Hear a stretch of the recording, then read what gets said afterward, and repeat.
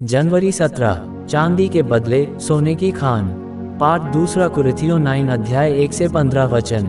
क्योंकि जहाँ तेरा धन है वहाँ तेरा मन भी लगा रहेगा। मत्ती 6 अध्याय 21 वचन। पवित्र शास्त्र हमें ये सिखाता है कि मसीही जीवन में पीछे हटने से बचने के उपायों में से एक है कि अपनी आशीष दूसरों के साथ बगैर स्वार्थ के बांटें। पर हे प्रियो, यद्यपि हम ये बातें कहते हैं तो भी तुम्हारे विषय में हम इससे अच्छा और उद्धार वाली बातों का भरोसा करते हैं। क्योंकि परमेश्वर अन्यायी नहीं कि तुम्हारे काम और उस प्रेम को भूल जाए जो तुमने उसके नाम के लिए इस रीति से दिखाया कि पवित्र लोगों की सेवा की और कर भी रहे हो। इब्रानियों 6 अध्याय 9-10 वचन। यह उदाहरण हमें अपनी भौतिक वस्तुओं को दूसरों के साथ बांटने के विषय में सिखाता है, विशेषतः परमेश्वर की संतानों के साथ। निम्नलिखित लेखांश ये बताते हैं कि कैसे अपनी चीजों को दूसरों के साथ बांटने पर हमारी आत्मिक उन्नति होती है। उदार प्राणी हृष्ट पुष्ट हो जाता है और जो औरों की खेती सींचता है उसकी भी सींची जाएगी। जो अपना अनाज रख छोड़ता है उसको लोग शाप देते हैं, परंतु जो उसे बेच देता है उसको आशीर्वाद दिया जाता है। नीतिवचन 11 अध्याय 25-26 वचन।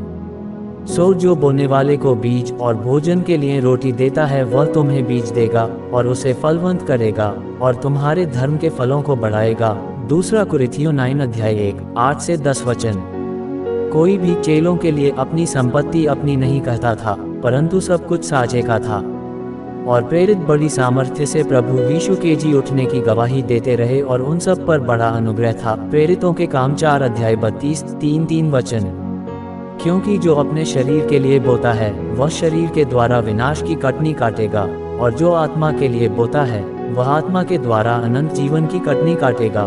गलातियों 6 अध्याय 8 से 10 वचन।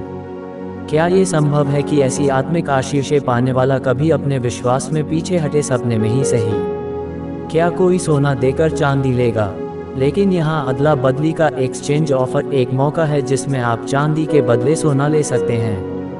आप अपने चांदी के सिक्कों को दे दीजिए और परमेश्वर आपको सोने की खान की अनंत आशीषें देगा।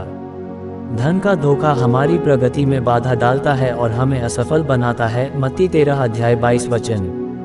धन का लोभ व्यक्ति को बर्बाद और नष्ट कर देता है। पहला तीमुथियुस 6 अध्याय 9 वचन। पौलुस ने तीमुथियुस को धनवानों के संबंध में यह निर्देश दिए, भलाई करें और भले कामों में धनी बने और उदार और सहायता देने में तत्पर हो। पहला तीमुथियुस 6 अध्याय 17 से 19 वचन। जब तक धनवान उदारता से नहीं देंगे, मसीही जीवन में उनकी उन्नति या स्वर्ग में प्रवेश सुई की छेद से ऊँट के निकलने के बराबर होगा। और ऐसे ही हर दिन का वचन सुनने और मनन करने के लिए बारली, पावरी, सितारा परिवार को सब्सक्राइब करें और मित्रों को शेयर करें। धन्यवाद।